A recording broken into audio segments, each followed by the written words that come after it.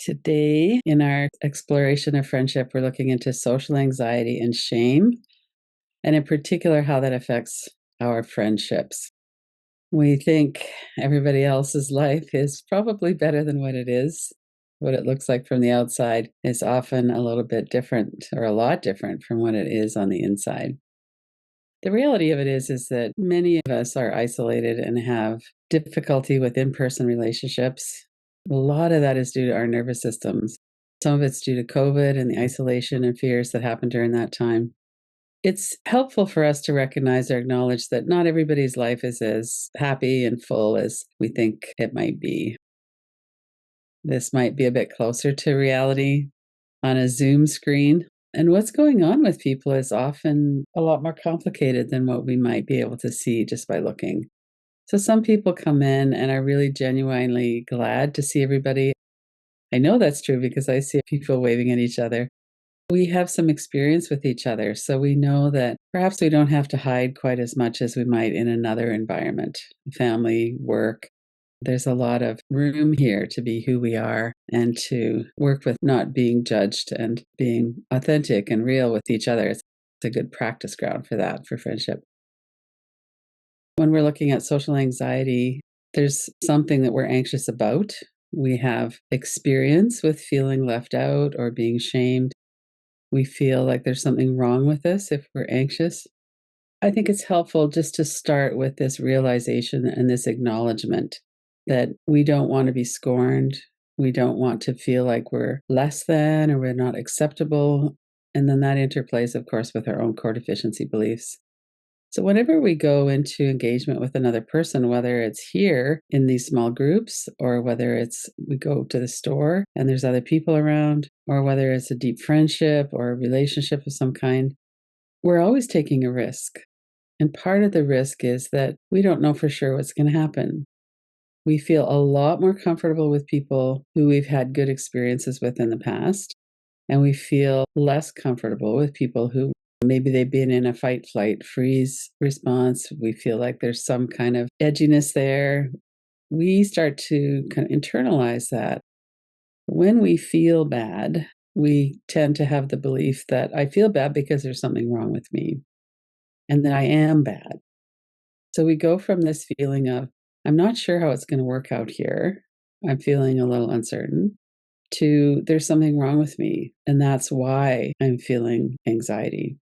A lot of this has to do with our past. If you're criticized as a child, you're going to be a lot more susceptible to that criticism and shame as an adult. We might have internalized that as well. And this experience of traumatic shame, this ongoing experience of there's something wrong with me, really goes into our whole life. It makes it impossible or very difficult for us to interact with people with ease. And the less ease we have, the more people pick up on our anxiety and the more difficult it is as well. And we judge ourselves. It looks like everyone else is having fun, completely ignoring the fact that a lot of people probably aren't, or they might be just as anxious or more anxious as we are. When we look around and we feel like everybody else is okay and we're the only one that's not, then we tend to feel weak. Whereas if we can look at that and go, I understand that of all the people here, maybe half the people are feeling comfortable, but there's a lot of people here who also feel anxious, just like I do.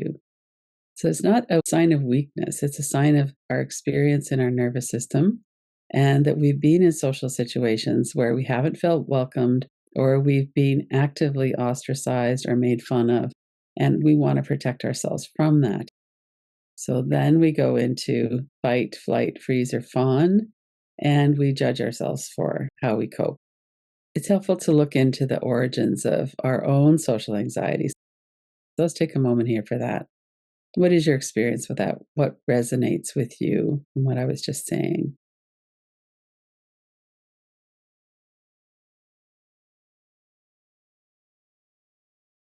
And then see if you could let that roll off your shoulders. See if you could let your body kind of come back into more ease. Maybe take a few breaths. Put your hand on your heart. These are difficult experiences, whether it's ourselves or other people. This is hard. Could I bring some kindness in along with this understanding? We can't survive on our own. We've talked a lot about the value of shame, why we're shame, why it's so powerful. And part of it is that being kicked out is a survival level threat. We can kind of hunker down, and many of us did that during COVID. We had very minimal contact with other people, but also just as a result of ongoing trauma, trauma from our childhood. We've had this experience of getting along and surviving, but we're not really thriving. This experience of being ostracized or not welcomed is a really important part of how our nervous system is working with our daily life now. So with nervous system regulation, we can assess more accurately and we can make more decisions that are helpful for us. We can make more informed decisions. If we're going into a situation where we know that there's a bully, it is appropriate to feel nervous about that. If we're going into a situation, though, where we're pretty sure that we're going to be okay, we could do some breathing, we could strengthen, we could invite a friend to come with us or something, then this ongoing feeling of there's something wrong, this anxiety, this social anxiety is not helpful and it's not real. It's not based on reality, even though that is how we're perceiving it. We've done a lot of work with core deficiency beliefs, and it's really helpful to sit with that over and over again. So, my core deficiency belief is that I am, as this relates to friendship, what might that be? I'm boring. I'm someone nobody wants to talk to. I'm a victim. People are always bullying me. And as you're looking into that, let yourself breathe, relax your body. What is your core deficiency belief around friendship?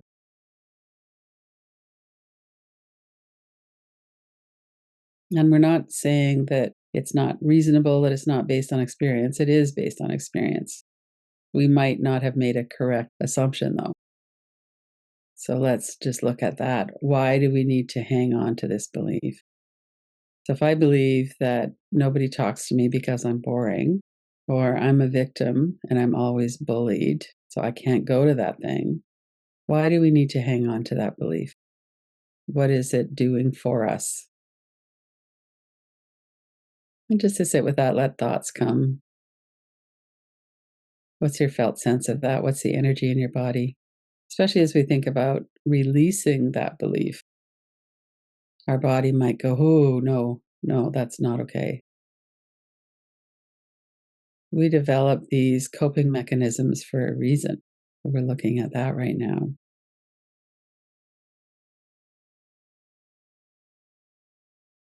This belief has protected me by keeping me at home, by not risking going over to someone saying, hey, how are you?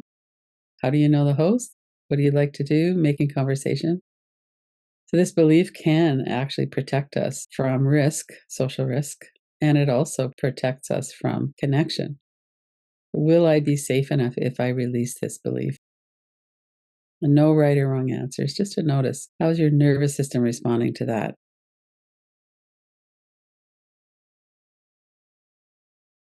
Let's do a dress rehearsal of going into a social situation and visualizing that it turns out well.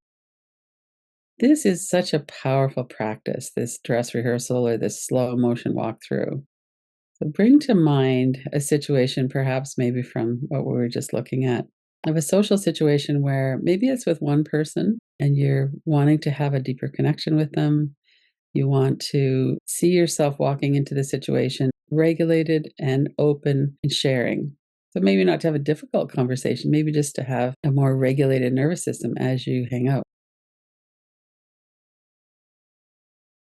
Walk through in slow motion. And then as you're doing that, pause wherever you're starting to feel activated at all or anxious. You notice a hitch in your breath or you're clenching your teeth. You might even start with some breathing deep in through the nose and then long exhales through the mouth or something. Breathing into 3, out to 6. Let your shoulders release. Let your shoulders come away from your ears as you're breathing out. If you find yourself kind of curling up or slumping, come out of the shame posture, lift your collarbones. And so, as you're walking into this situation, visualize it turning out really well.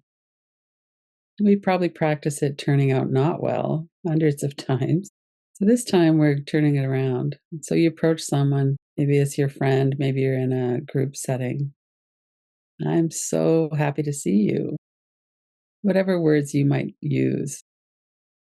And let yourself see the person's face, let yourself see the environment, the other people around, if there's others around. And you might take your perspective back as well so you can see yourself. As you're feeling that in your body, notice what does it look like in your mind's eye. Maybe the two of you are leaning in towards each other a bit. You can tell that your shoulders are releasing. You're making eye contact. You're enjoying yourself. You're wanting connection.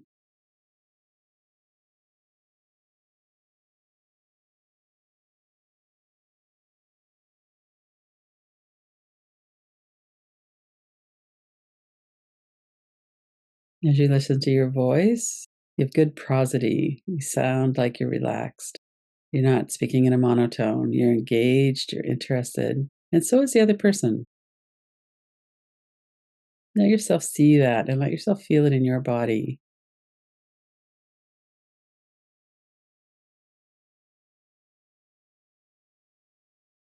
And if you notice maybe that you're going into a bit of fawning or something, or nobody speaks for a moment, it feels a bit awkward, take some kind of action, maybe a big inhale, exhale. Let your brain relax a little from the pressure. And then you probably know what to say. Let yourself tune into that.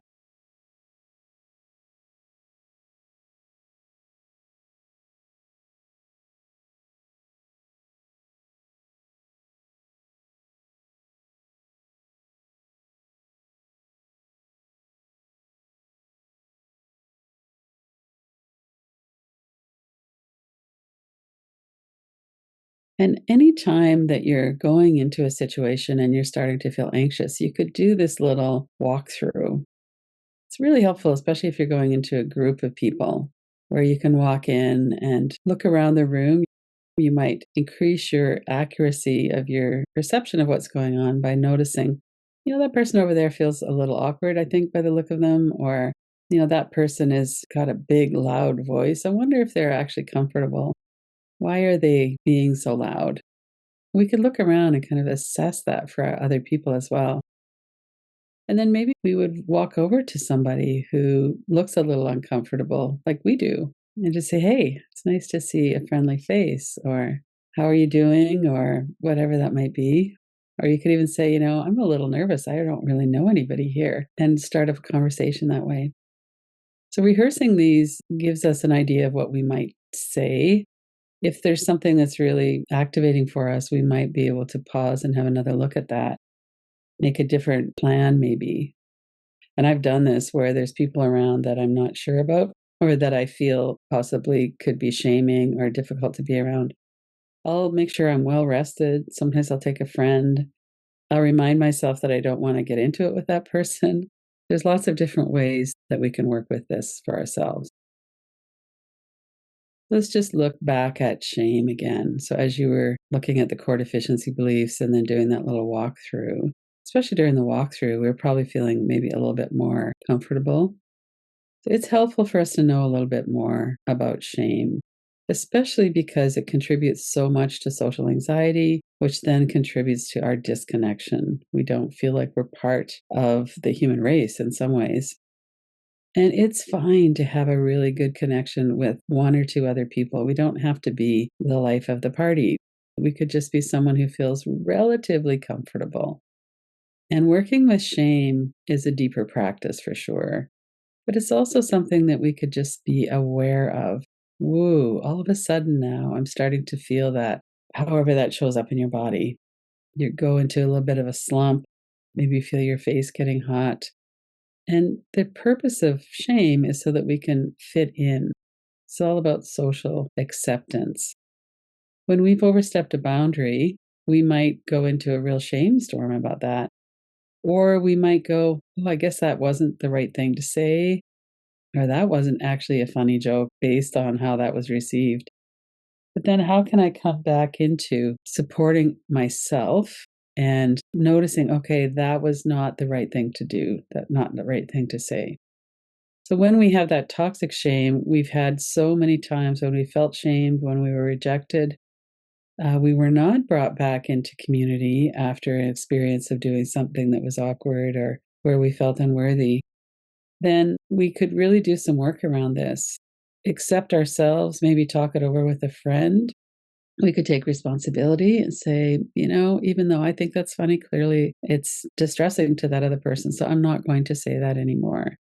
And then we can bring that awareness into our future encounters. Let's sit with this for a minute. I have experienced being shamed, and I have experienced inclusion. I'm sure this is true for all of us. I have felt anxious and not certain. I've been ostracized. I've been picked on and bullied when I was a teenager, especially. It doesn't really happen to me anymore. But I've experienced that, and I know we all have to some degree. And we've also walked into a situation with one person or a group of people where we have experienced inclusion. And the more regulated our nervous system is, the more we can take in that experience. Our nervous system with its negativity bias is always looking at how can I protect myself from any feeling of shame. One of the ways it does that is it kind of exaggerates or really focuses in on the difficult experiences. So let yourself think of, maybe it's many, many times, maybe it's one particular time where you have felt really welcome, included, like you belong. Let yourself feel into that for a moment. Notice your breath. Notice your body. Is it starting to soften? And be specific. Bring to mind somebody's face, their voice, a certain experience. I have known inclusion. I've experienced being included. I know what that feels like. It feels great. I relax. I'm easier to be with. Conversation flows more easily.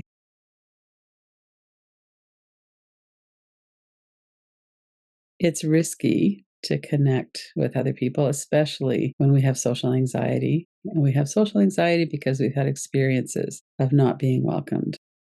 So, could we offer ourselves our own kindness, our compassion as we take the risk to connect? Or maybe as right now in this moment, that feels like too much. Here I am sitting in my car, not able to even get out to go in. We could offer ourselves compassion when we're really kind of stuck in that shame storm or in that anxiety. Let's sit with that for a moment. We've all experienced social anxiety to some degree. And could you be kind and patient with yourself when you feel that way? Offer yourself kindness. You don't have to go in if it's not going to be okay right now. We'll do it another time. It's okay. Instead of pushing ourselves or berating ourselves for not being able to do it, we could offer that compassion when we are not able to take the risk and when we are, letting ourselves feel that in our whole body, head to toes.